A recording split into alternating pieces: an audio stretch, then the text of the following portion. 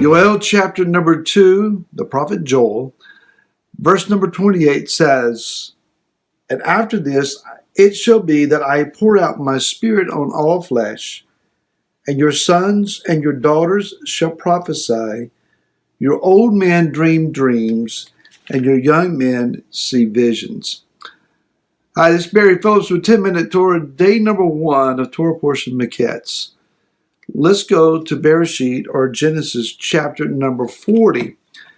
In the opening verse of this, it says, "And it came to be at the end of 2 years' time." That's 2 years' time from the time that Joseph saw the cupbearer be released from prison and go back into service for Pharaoh. It came to be at the end of 2 years' time that Pharaoh had a dream and saw himself, literally, standing by the river. Now, Pharaoh begins to have a dream, and it's going to change the course of world events. Let's go back to what the prophet Joel, or Joel, said. He said that in the last days, that would include the days that you and I are currently living in, that Yah is going to pour out his spirit upon all flesh, and a part of the results of that would be that people would prophesy, sons and daughters, prophesying, declaring. The prophecy here is not just the foretelling of things to come to pass, but the declaration of truth. And then he says that old men will begin to have dreams, young men would have visions. My question is this: we're talking about the last days, the summation of events. We're talking about the coming together of finalized activities across the world that are going to produce the coming kingdom of Yeshua upon the earth. Why wait until the last moments for people to begin to prophesy, dream dreams, and have visions? Would it not be more probable or more practical for at least a decade or more in advance of the coming of the kingdom for these events to take place, so that people can have time to hear, to discern, to apply, to correct their lives, etc.? Well, one possible answer here is that the last days may take longer to manifest once we enter into them than what we would think. We think, well, we got 7 years, or we got 3.5 years. However it is that you see the last days unfold and whatever scenarios you hold to. The last days may include a time period beyond Daniel's 70th week or some fraction thereof. I believe personally that you and I are indeed in the last days. These are the years that are going to see the culminating events take place that will produce the kingdom. These are the times of the birth pains of Messiah. One used to have the idea decades ago from entertainment and television that a woman would begin to have birth pains and rush to the hospital, and the next scene you see is a baby in their arms. Well, from being married and having 2 daughters who also have had children, I have the realization that we can be talking about many hours of labor and intense labor. It's not just a moment or two. It can take a while. It will probably take longer than one would anticipate. So birth pains, seizing the body of Messiah, it may take longer than you and I are comfortable with for these things to take place. How much longer do we have to suffer, Yah? How many more horrific events have to take place in the earth?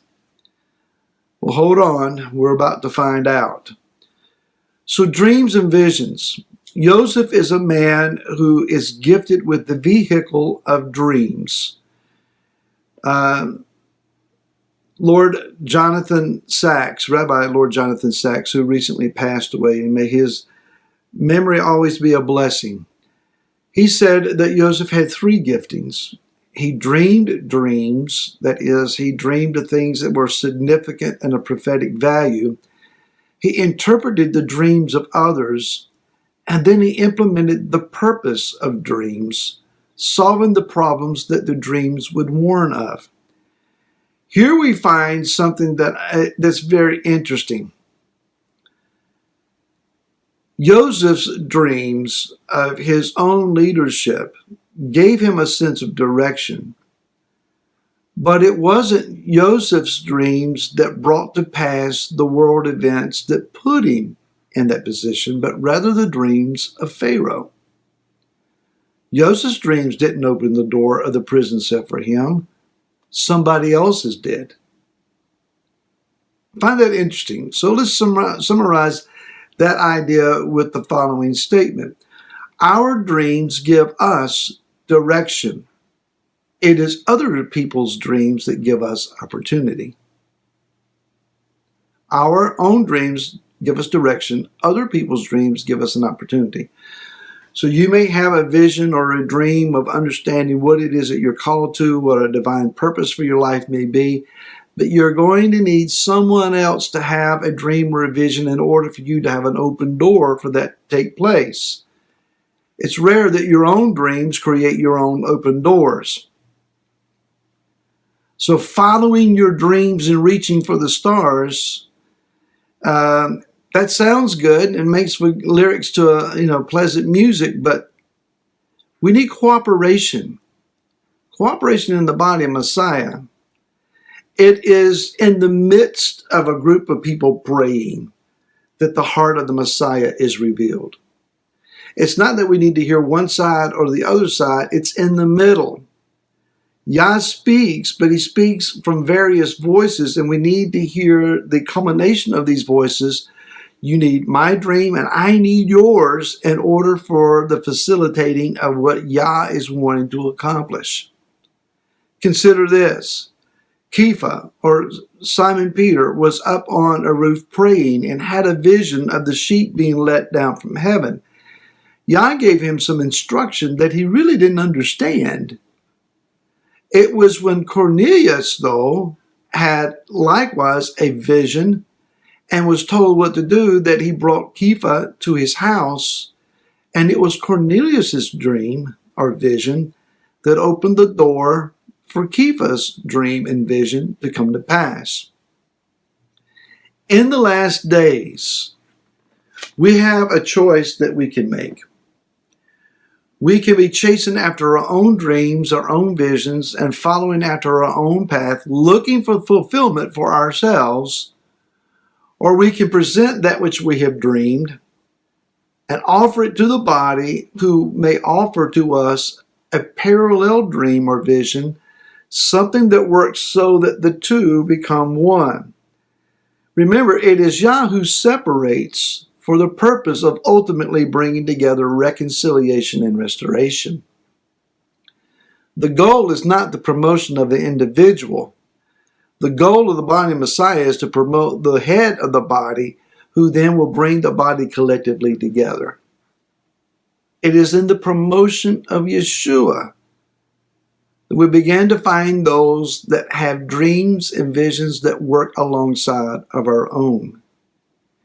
Now, in the case of Joseph, he's languishing away, rotting away, in his estimation perhaps, hidden away in a prison, and his dreams and visions have been perhaps at this point cast to the side. They have no possible potential at this point for any fulfillment. But Yah is not through yet, because the days that involve Joseph are longer than he is anticipating. Yeshua says, knock at this door and keep on knocking. Ask, keep on asking, seek, and keep on seeking. Your dream, your vision will never find fulfillment if you quit, if you lay it down, if you throw it away, if you abandon it. You have to wait and be patient enough in prayer. I know you love that. Be patient enough in prayer to see someone else's dream open a door for you and yours for them.